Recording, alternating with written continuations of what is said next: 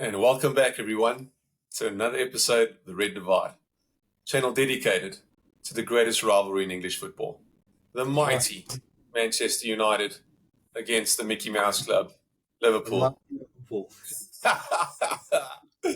What's happening, my cuz? How's it going? Good in you, my cuz. Fantastic! What a fantastic result. Yeah, fantastic result. I know before the game you were saying it's a must game in our previous video. You've been saying that for weeks, actually. It's a must-win game. It's a must-win game. And finally, it was a game that you won. I reckon up until the 86th minute, your heart was in your poo-poo, eh? You thought it's another game we're going to lose. Another game we're going to lose at home. I can't believe it. I'm sure all those emotions were high. And then, Scott came on for Amrabat. And changed the game completely. Great substitutions from Ten Hag. Maybe it was luck, that's how football goes. And he got the win for you. The boy only had 5 touches and scored 2 goals, so that speaks volumes. You must be pretty happy, 3 points in the bag. That's right. Our super Scotsman hasn't had much game time. Apparently, he was meant to play the previous game. The previous week, but unfortunately got injured. Not injured, sorry, he got sick, so he wasn't able to play. So that was a bummer for him. But hey, when we needed him, he showed himself. He was right there. So yeah, of course, for the majority of that game, sitting on the couch, pretty irritated and not too impressed with life. No, because it wasn't like it was back and forth. It was, we were in control most of that game. Yeah, you did. For large periods, it was onslaught after onslaught. United. They had one shot the first half on target, and that was the goal. So, well done to them. They took their chance. Onana, unfortunately, they let himself down, I think, again. Should have done better. Almost looks like he tries to parry it away, and at the same time, doesn't get enough on it because he's trying to claw at it instead of push it out. And there's a man there, so I think he's trying to claw it away from the guy instead of pushing it straight to him. But anyway, bit of an error from him, and we go 1-0 down. And then they came out second half, similar stuff. Brentford had a couple of good chances as well, but it was mostly United pushing hard, trying to get that winner or the equaliser first. And Scotty came on, and I got excited when we scored the goal, which was disallowed. Unfortunately, offsides. Martial coming back from an offside position.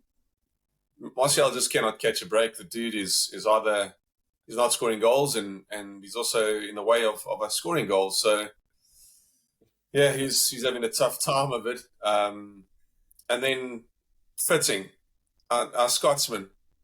You know what? It's almost like written in the stars. I don't know if you saw before the game, Lady Kathy Ferguson had passed away. I think it was the day before. So, they all wore black armbands in support of Sir Alex and his family, honouring Lady Kathy. And how fitting of it for a Scotsman to come on and to not only score the equaliser, but to score the winner all in extra time, in Fergie time. Talk about honouring the family. You know what I mean? Unbelievable. I'm like, wow, this was written in the stars, without a doubt. So, amazing. Your public enemy number 1 and your public enemy number 3 actually won the game for you, hey? Maguire got an assist for the goal as well. Hey? Counting your lucky stars in that game, that's for sure. Look, even a broken watch tells the time correctly twice a day. So for Harry Maguire to hit an assist with that big head of his, it's about time. The dude is really terrible with his head. The amount of opportunities he normally gets and misses all of them, shocking. He should be converting at least half of the chances that he gets in his head, because he gets himself into great positions and then unfortunately goes wide or over the goals or off target. And I'm like, dude, man. So anyway, I'm really happy. Thank God he was there to give the assist, and the man of the moment, Scotty. But let's rewind to that first goal. He was just in the right place, the right time, anticipated the ball coming back, had to stick his leg as high as his head. Some acrobatic moves, grabbed the ball down, and on the half volley, just smashed it quick into the near post. He did well because there were a lot of players around him and in front of him. He had to get it away like that. Angle, yeah, it's a very good goal. He had to get it away, and it was more instinctive than anything else. Got it away, and thank God, like saved the day. And it's not that you're happy with the draw. And I made the mistake in the previous podcast of mentioning they beat us. Brentford beat us at Old Trafford. They didn't. They beat us at their home ground. Mm-hmm. We beat them then in return 2-1, I think, at Old Trafford. But they smashed us 4-1 away. So yeah, that was good to start a little bit of revenge. This double header off with a win. But yeah, like unbelievable. See the equaliser, I thought, okay, cool. I'll take a draw. It's not great. We're going to go into international break now, and here's what it is. And yeah, and then Scotty out of nowhere, last kick of the game, Bruno with a nice little floated ball. Harry Maguire somehow sends it back in. And who's there? Who's the man closest to the goals?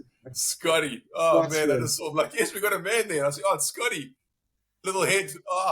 Keeper got a touch, but not enough off the post. Not enough. Yeah. I tell you what, I was sitting on the couch, like I said, sitting on the couch, pretty irritated. And when that second one went in, man, I didn't even think my feet touched the floor. All of a sudden, I was right in front of the TV, and I was celebrating, punching in the air, screaming, shouting. Man, it was incredible. I can just picture it. It's the first time the whole season that you had something to celebrate. I can imagine the energy. Listen to this guy. Jumping Not quite. I can see it in my head. But it's amazing. He changed the game. It's something that I was talking about in previous podcasts. What Liverpool have been doing well is with Klopp making the changes, the strategic changes. The players come on, they make a big difference. And he made a big difference in this game.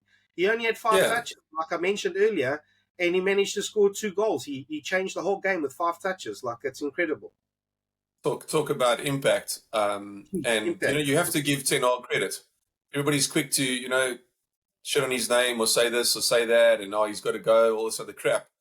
But he did amazingly well in his first season last season, and maybe that's actually worked against him because we all have really high hopes and expect him to, to work wonders and continue to trend upwards. And it's not that easy. Every season presents a new challenge.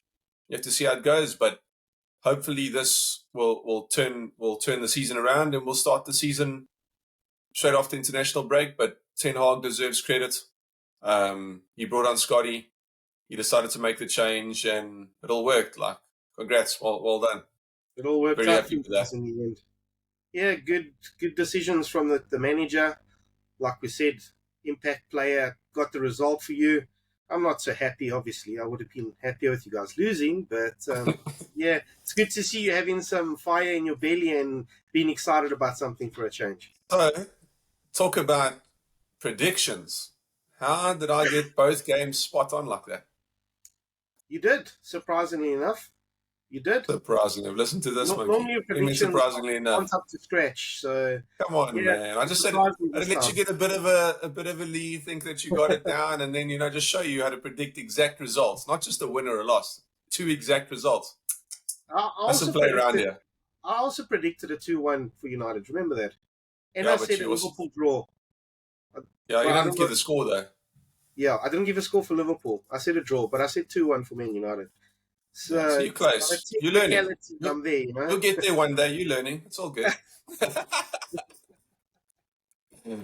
Listen, so you again. I called it. I told you. You're lucky. Brighton played in Europa, because if they didn't, because they don't have such a all over the place. Correct. They don't have such a big squad, and they were feeling it from midweek. They're not used to playing Thursday, Sunday, whereas Liverpool should be. They've been playing it between Wednesday, Sunday, Thursday, Sunday for many years now.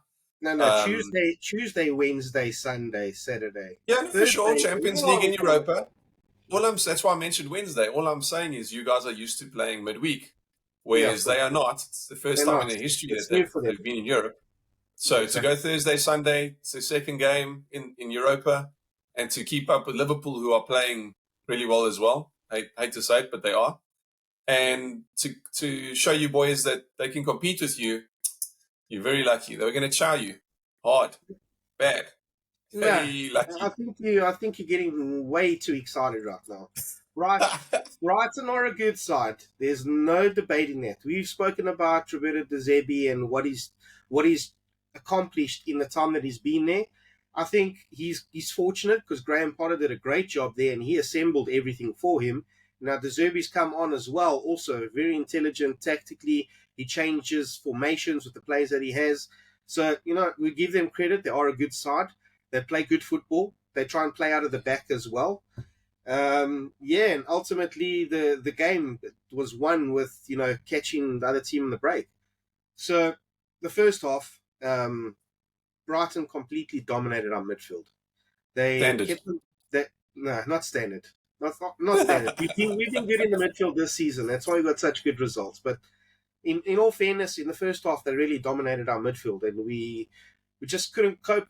We tried to close them down, and then by committing the player, we created the gaps, and the midfield wasn't tight enough, and that's how they were getting through, and they were creating chances, and we found it tough going. And then a little bit of a slow build up. Ellison put the ball to the middle. Obviously McAllister's first game playing against Brighton since the transfer. It's emotional to be with his ex-teammates. He was basically receiving the ball from Ellison and Adinga, Brighton's new player, youngster, quick. He read the play. He sneaked in front of McAllister while he was dorsing. Saw Ellison was off his line and gave a nice little curling shot into the corner. 1-0 down. And in all fairness, the way they were playing, they probably deserved that. But a little bit of an error from McAllister's side. He didn't see him coming. He got his pocket picked, and it resulted in a goal for them. But we had our half chances here and there in the first half. And then Klopp made a change. He brought Gravenberg on for Harvey Elliott. And he made a big difference. He kept on getting the ball in the middle. He's got really quick feet. As soon as the player on top of him, he'd push with some skill, go past the player, could bring the other players into play. He made a big difference. And ultimately, with the change that Klopp made, we took control of the game. And things started to gel a little bit more. We had more possession. We started creating. And then, Is this going to get more exciting because I'm falling asleep here? Look, it wasn't the best game of football, in all honesty, but it is what it is.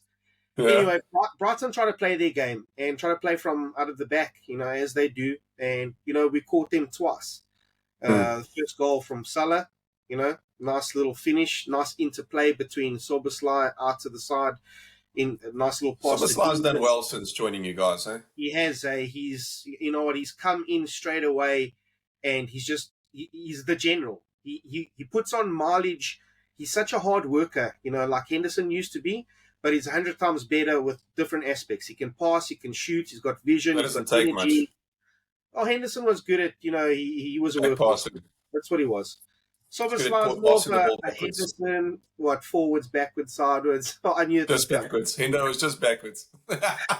Yeah, he's technically not as gifted as Szoboszlai, that's for sure. Szoboszlai's got he's got a lot of similarities to Gerrard. He's definitely not there quite yet. But he's also got the energy of Hendo. So, he's a mix of players. If you want to try and compare players today, I'd probably say in the mold of De Bruyne, more or less. Obviously not on his level just yet, but, in that type of mold. But yeah, nice pass from him to Diaz. Then from to Diaz, Elliott was going to slot it. He did well to leave it for Salah, and Salah finished it. And then again, Brighton tried to play through the back. We caught them out. Ball went to Nunes. He passed it to Szoboszlai. Pascal Gross pulled the back of his shirt. We scored a penalty. To go up 2-1 before half-time, I think Brighton, they felt a little bit hard done by because they were the good team. But, sure. Second half, we controlled the game. We were unfortunate. Nice play again from Szoboszlai. He put the ball across the box. Gravenberg put his foot in it. Little deft touch. It hit the top of the crossbar. Didn't go in. Then we had a couple of chances where the keeper saved. And then, when you win in 2-1, it's easy for a team like Brighton to come back into the game. And they were pushing. And Alisson made a couple of good saves, but then they got a foul for their goal, which wasn't a foul actually. The player actually goes in between Konate and Trent, and none of them touch him. Anyway, the Brighton manager said after the game, that it wasn't a free kick, but he feels that the handball by Van Dijk was a penalty, which I'm going to touch on now. And Brighton scored the equaliser. Yeah, great ball. If any Liverpool player touched it, it would have been an own goal. And that is what it is. 2-2. And what happened with De Zerbi? What Klopp saving De Zerbi from getting sent off there? What was that all about? There was a ruckus about a challenge, and there was a couple of instances where they were getting irate with each other. But it was one of the challenges where the Brighton player was looking for a yellow card. Klopp was like, yellow card. And then Roberto De Zerbi jumped on, and then they had words. And you know what? You know how it is with the managers. They get a little bit irate and in the moment, and you know how it is. But they shook hands after the game, friends as normal in the press conference. There was something where Klopp saved De Zerbi. De Zerbi was about to get sent off or carded from the ref, and Klopp stood in and said, "Hey, you've got to calm down now because they're about to give you a card." You didn't see that? And then he carried on, and then he did get a yellow card eventually. Yeah, I didn't see that part. I didn't see that part, but nice of Klopp to try and help a younger manager. Yeah, obviously it shows good gesture, and but I did see the part where De Zerbi, the referee, was walking up to him, and he was like he was chirping the referee, and you could see he was going to get a yellow. And then even after he got the yellow, he was still chirping. Still tuning him. Maybe that's what you're referring to, that Klopp was trying to tell him to calm down. But the camera angle that I was seeing when I was watching the game, I couldn't see that. Yeah, there's not good camera angles in Portugal, eh? I was streaming on my phone from one of the apps. I wasn't home. Oh, yeah. Sometimes the quality isn't the best. Yeah. Jeez. Well, yeah, I mean, obviously it was a great result. Brighton should have won that game, of course, because they are the better team. So that's disappointing from them. I think we all fellow Brighton supporters, as from all the neutrals, we all support them as a second team, small team doing so well. Good for them, man. Come a long way. They've come a long way. So it would be nice to see them slap the Scousers, but it's okay. You played them at the right time. It's the same thing as Arsenal. Arsenal played City at the right time. I put in our fantasy group, this could be a good time for you guys to play them, actually, for Arsenal to play them, because that's right. City are not playing well. They haven't found their groove yet. They got injuries. Haaland's not firing. And, look what happened. Quick deflection. Martinelli hit and run. And Arsenal beat City at the Emirates. First time Arsenal beat City since 2015. Yeah. Great result for Arsenal. I tell you what, their fans must be buzzing. Oh, they are. Man City, on the other hand, it's the second game they lost in a row. Yeah, first time in like 5 years they've lost 2 games in a row. Yeah. It's crazy. Crazy stat. Crazy. So, but it's good for the league, you know what I mean? It's competitive. 100%. Also to show that City can't just run away with it. It's good to see them lose again, Sure. Crazy weekend though, Spurs also winning, going top of the table. Yeah, the early game, going top of the table like that, good for them. Yeah. Ange Ball is in full flow there in White Hart Lane, and he's doing his thing, and Spurs and their fans are loving it. Good for them, man. New manager. I like seeing that new manager coming in and doing a job like De Zerbi. It's awesome, man. Well, good for Ange. Yeah, he seems to have taken Spurs to a new level of attacking football, that's for sure.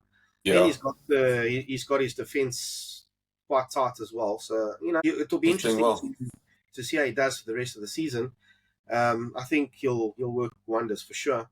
But then on the other hand, another team that we haven't spoken about for a while because they've just been pathetic is Chelsea. Chelsea also got a result. They won and Sterling came to life. Yeah. You see that? He had a performance. You see that boy's performance. Jeez, he did well. Well done to him. Very, very happy for him. He's been struggling for form, but man, that's awesome. Congrats to him. Really, really nice to see him sort of finding his feet again. Do you think Poch can get the best out of his team now? Do you think he needed a little bit of time just to figure out which is his best 11 and how to use them? Yeah, for sure. In terms of new club, new players. There's so many players as well. You got to work through who's who. You know, even had to extend the locker room to fit in all these players. Like, it's madness. Quality. So 100%. So in training, you now got to figure out who's your best 11 and who's part of the 22-man squad or however many you're going to pick. It's rough. So it takes time, and I think you still haven't seen the best of Chelsea until maybe even next year. But I think towards halfway and towards the end of the season, you'll start seeing, I think, a bit of Chelsea coming through and them playing really well in some games and okay in other games. But I think you'll start getting the best out of them later in the season for sure. Yeah, I reckon as well. Newcastle still doing their thing. They're still treading along, getting results. They had a tough game as well this week. Yeah, they did. West Ham. It was, no joke. Good result for both teams. They've been decent this season. And Newcastle, obviously, we know what Newcastle's all about. Eddie Howe has got that team firing. And, look, they're also going to be very dangerous this season. They have a top 6 for sure. Just have to see what they did to PSG. Jeez, exactly. Madness. Absolute madness. I was just about to come on to that point. They played extremely well. I don't think PSG gave them enough respect going into the game. And, they did the paid for it. Full pitch, eh? For sure. I mean, that's crazy. It's the usual top 6, all with good results this weekend. Except for Liverpool. So, no, that was a really good result for Liverpool. A small club like Liverpool, man. That's well done to you guys. You guys moved out of top 10 now. Well, where do you guys stand in the league, cuz? Let's not talk about that. Mickey Mouse team. Check here. Somewhere where Liverpool were at this time of the year last season. Similar stage. Yo, you bore me, making me tired talking about history. We'll just have to show you how to get into the top 4 after the poor start, unlike you guys that couldn't quite make it. Well, we came close. We were shite for most of the season. No spin, no cigar. 12 game unbeaten. We did well to come back and get 5th. I didn't know it was possible at one stage. We just couldn't make it happen. Our midfield was completely broken. We had no non-existent. But it's a new season. Yeah. We look forward to we can look forward to making new history this season. For sure. Hopefully we get another 7. That would be great. No, lightning doesn't strike twice, my friend. Not in the same spot. That's for sure. But yeah, I mean, I look forward to more records from Liverpool as well. The more times Núñez misses absolute sitters, those records will continue to grow. Yeah, and I look forward to McTominay and Maguire scoring more goals for you. That's fine. They're welcome to score. If they keep scoring, they can stay in the team. So I'm happy with that. And I have nothing wrong. I have nothing against McTominay. It's Maguire I have something against. He just hasn't been good enough. When we're talking about the transfers, you were saying, it will be good for McTominay to go out because you need to sell players before you can bring in someone else. And sure, but they slapped 60 million on him. So at the right price, 60 mil, you can go. Because if you get 60 mil from McTominay, I think it's worth, that's his price. That's what he's worth. You think he's worth 60? 100%. Scottish captain, my friend. And scores for fun on international duty. So I love a player, but not consistent enough for us, I feel. And has his moments. I mean, there were times when when the two of them were stars against City, they won the game for us against City on multiple occasions, just the two of them. The energy and the drive from the two of them, just fantastic. So he has days where he can be the star on the pitch. That's just not most days. And the thing is, he's not going to take Casemiro's spot either. You know what I'm saying? Sure, but he plays more attacking, so he's not going to be Cass. He's not going to take Bruno's either. He's not going to take maybe he'll take Eriksen or Mounts. Mount? You think he'll take Mount? I don't reckon. Possibly, but it depends. Eric plays Mount sometimes on the wings, sometimes in midfield. So maybe he'll play Scotty in the midfield or, and then Mount on the wing, on the right wing if Anthony's needs a break or ill or injured or not playing well. And then we got to sort out Rashford. That boy's got to find some form. So I don't know. Hoyland, very impressed with Hoyland. Yeah, he's been doing well, right? Doing well, fighting for every ball, getting into really good positions, making life difficult for the defenders. We missed that. He's a proper striker, so happy to see that. Yeah, he's the boy's talented. I think he'll achieve a lot of things throughout his career. But going to Man United, he probably made the wrong decision. He should have gone to City. Yeah. The thing is, once we sort out our defense, we'll be better. The problem is, Anana, I think maybe one game or no games he's had the starting, the starting four.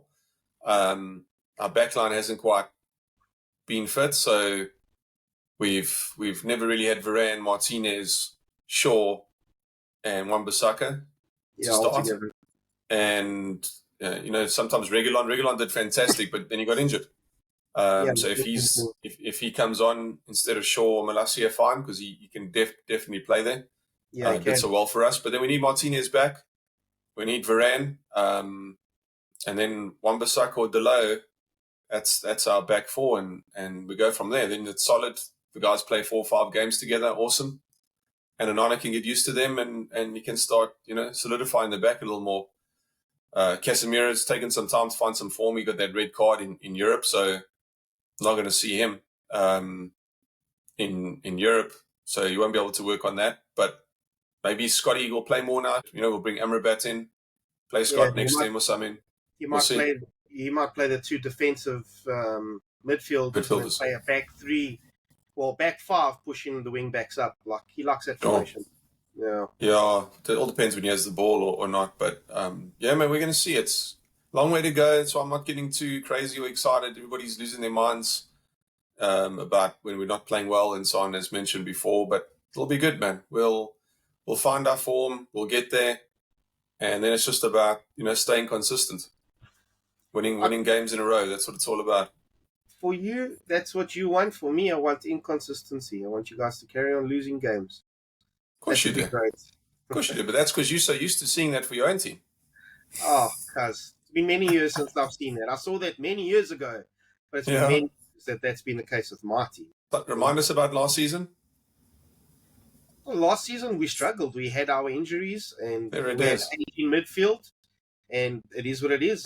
That was back to a normal Liverpool season. Struggle, do well, struggle, do well. We never rebought in the midfield. We sold Genie. We had a whole bunch of players leave, and we never ever filled in those gaps. And then we had players that were, like for example, Henderson and Fabinho. The season before, they played more at centre back than what they played centre mid. And then we weren't at the races. The guys didn't have legs. They couldn't keep the shape tight enough to close the gaps and play Klopp's 4-3-3 formation. That's why he changed the formation and put Trent into the midfield, to try and give all those passes. And that's how basically our season changed, by making that change, because the 4-3-3 just wasn't working. The players that we had in the midfield just weren't good enough. Weren't good enough. The league. That's the problem. Sure. But that problem solved now. So looking forward. What a pity, though. Yeah, what a pity. International break. Yeah, exactly. Not sure whether it's come at the right time or the worst time, because we just turned that around and you want to go again straight afterwards and win another game. But maybe the break's good. Can work on, what worked and what changed, or was it just not giving up from us, that just, continue to press and push on and push on. Like Scotty said, it's never giving up. So whether that was it that got us through in the end, or just a little bit of magic from him. But right place, right time. Doesn't matter. All I know is, man, it was so good to win like that. The last kick of the game, the last minute, it was fantastic. So couldn't be happier. But now it's this long wait, unfortunately, international football. And then, we just get back because you guys have the Merseyside derby. That'll be a tough one, although you guys seem to have their number of late. Yeah. We have had their number over the past couple of seasons. But you know what? The Merseyside derby, it's always fierce. It's always rough. But I think, it's going to be the classic game where we go at each other and there'll be tackles flying in. I think it will be a good game of football. They really need the points, and so do we. And you know what? It's a bragging rights of the city. There's so many families that are blue and red in Liverpool. Families that support other, obviously the opposition as well. So, It's quite intense. But, it will be a good game of football. Looking forward to it. I always get nervous for the international breaks the players go out and sometimes they pick up injuries, and it just stuffs up your Premier League team. But yeah, we just got to try and be optimistic that the boys go into international break, they play well for their countries, they come back with no injuries, and ready for our next games. Everton, and you guys are playing Sheffield, eh? Sheffield Yeah, United. Sheffield away. Away. So yeah, we'll see. We'll see how it goes. But yeah, cannot wait. Gonna wish this international break away as fast as possible, and then get back to the real stuff. But yeah, thanks for the chat again, my cuz. Yeah, it's been great. So yeah, thanks everyone for tuning in for another episode of The Red Divide. If you like the content that we produce, please subscribe, like, share, and yeah, tell your mates. All the effort that you guys put in as well helps us grow the channel. And yeah, we look forward to making more content for you. Yeah, and let us know in the comments if you're a United fan or a Liverpool fan. We'd love to see how much we really are divided. So let us know. We look forward to that. Awesome. Yeah. Well, thanks, everyone. Thanks, everyone. Thanks for listening. See you later. Ciao. Cheers.